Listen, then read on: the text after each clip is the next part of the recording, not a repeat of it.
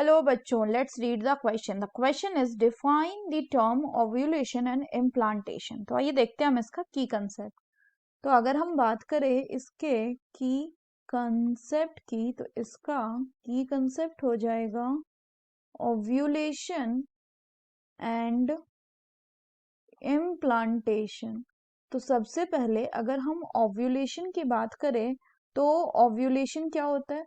So ovulation is the process, ये वो process है इन विच ए mature egg is released from the ovary से mature egg जो है वो रिलीज होता है।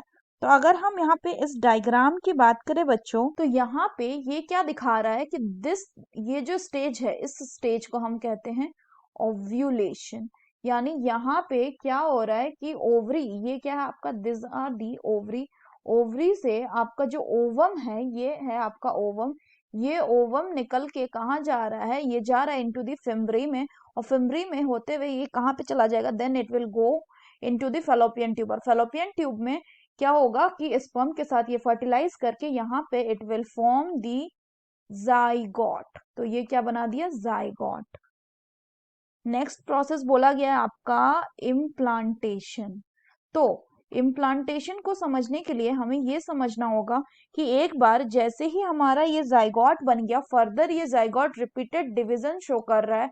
तो यहाँ पे ये क्या हो रहा है? यहाँ पे दिख रहा है आपका जाइगोट का रिपीटेड डिवीजन। और फाइनली जब जाइगोट का रिपीटेड डिवीजन हो जाएगा तो क्या बनाएगा? वो एक बॉल बनाएगा सेल का, और फिर वो जो सेल का बॉल है वो जाके कहाँ पे? ये वाला जो एरिया है, this area is the uterus.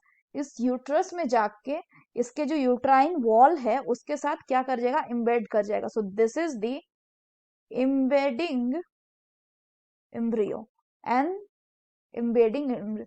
So implantation is the process of embedding of the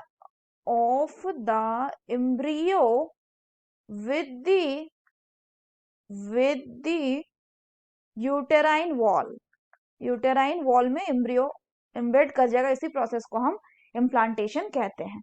So that's all for the question बच्चों. Hope you understood it well. Best of luck.